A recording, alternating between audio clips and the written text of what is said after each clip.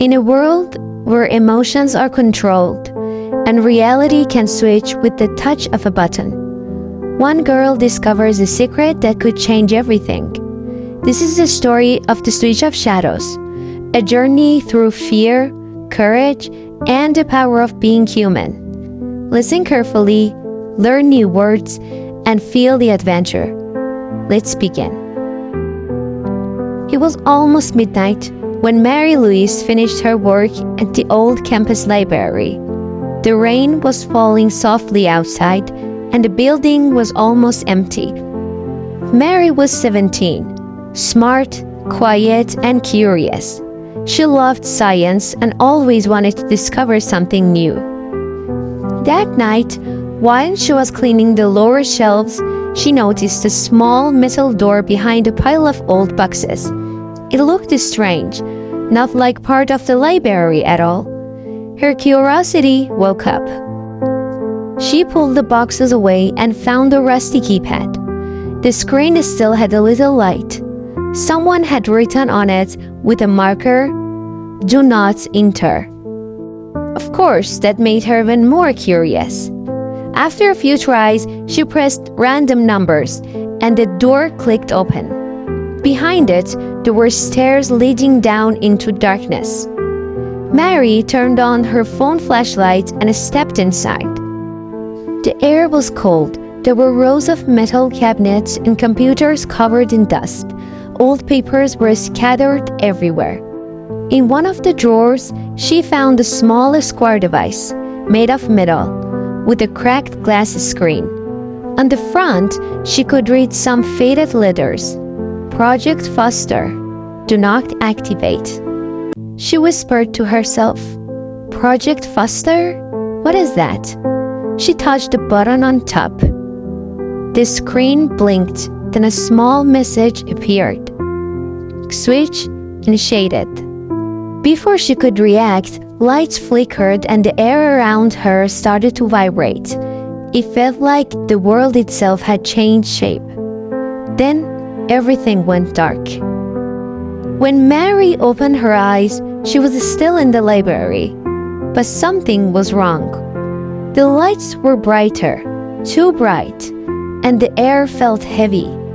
Outside the window, the city looked different. She walked out into the street. The cars were silent. People walked in perfect lines, all wearing the same gray clothes. No one smiled, no one talked. Mary felt a chill run down her back.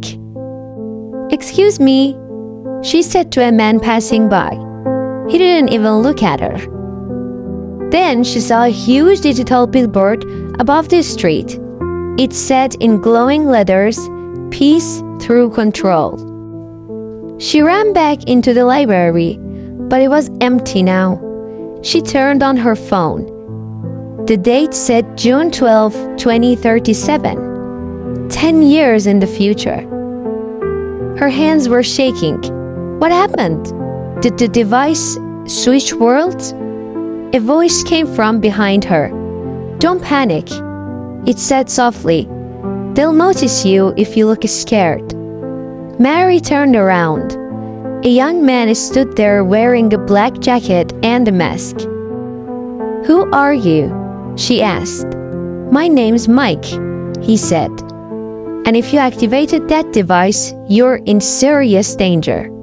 Mary followed Mike through the back streets. He led her to an abandoned subway station, where a few other people were hiding. They looked tired, but alert. On the wall, someone had drawn a symbol, a lantern surrounded by wings.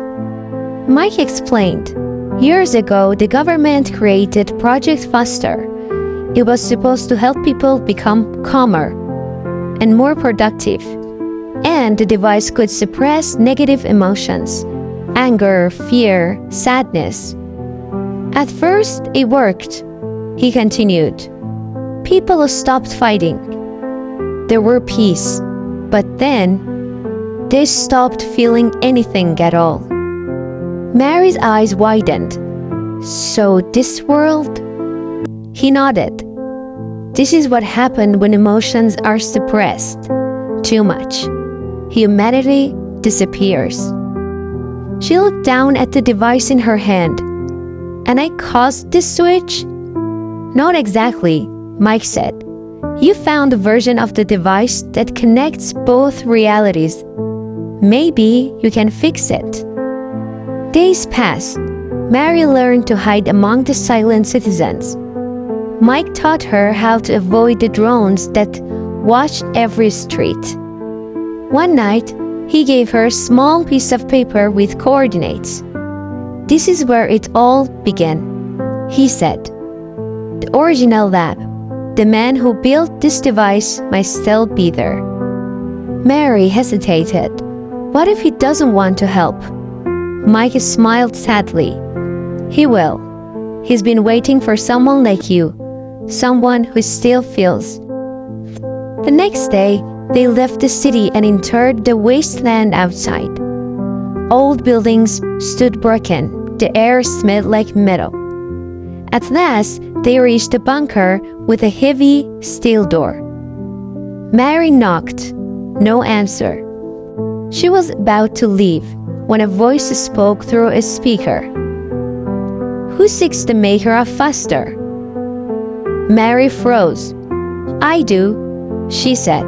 My name is Mary Louise. I want to fix what was broken. The door opened slowly.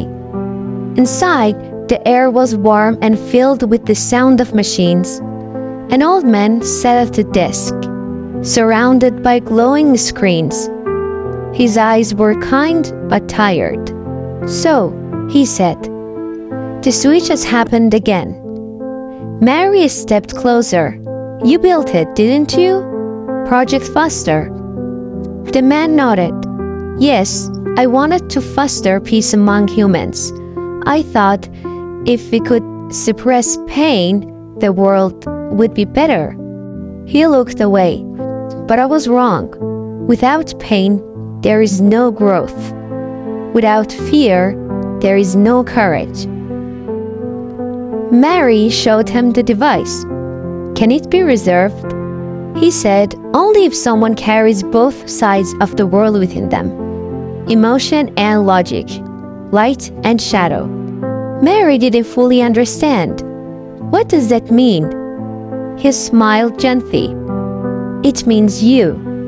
You activated the device from the other world. You are connected to both realities.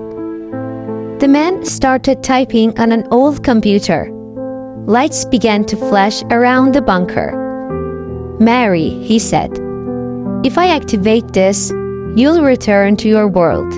But this one will collapse. Millions of people here will vanish. Mary hesitated. But they're not really alive. They are, he said softly. Just trapped. Maybe they can still be saved if you stay. She looked at Mark. He shook his head. You can't. You don't belong here. Tears filled her eyes. There has to be another way. The old man smiled. There is. You can switch the two worlds back. Merge them. But it will cost your memories. You'll forget everything. Mary took a deep breath. Then I'll do it. A building light filled the bunker. Mary felt herself falling, like diving through water. Voices whispered around her. Laughter, cries, music. Emotions floating back into the world. When she opened her eyes again, she was lying on the floor of the library. The rain had stopped. The device was gone. Only her phone remained, showing the normal date. Students walked by, laughing. Everything seemed normal. But Mary didn't remember what had happened. She felt calm, and yet, when she looked out the window, she saw something strange. Across the street, a man in a black jacket smiled at her. Mike. He raised a hand, as if saying goodbye, and then he vanished. Weeks later, Mary found herself standing at the same shelf in the library. She didn't even know why. On the floor, hidden under some papers, she saw a tiny piece of metal. It shimmered faintly, almost invisible. She picked it up and smiled without knowing why. Somewhere deep in her heart, a quiet voice whispered, "Never suppress what makes you human." And for a brief second, she thought she heard another voice reply, Mike's voice, saying, "The switch is never truly off." Her story is finished. Now let's look at the meaning of bold words together. Switch, to change from one thing to another. Suppress, to stop something from being expressed. Foster, to help something grow or develop. Seek, to look for something. If today's video helped you, don't forget to like and subscribe and share this video with your friends who are learning English. See you next time!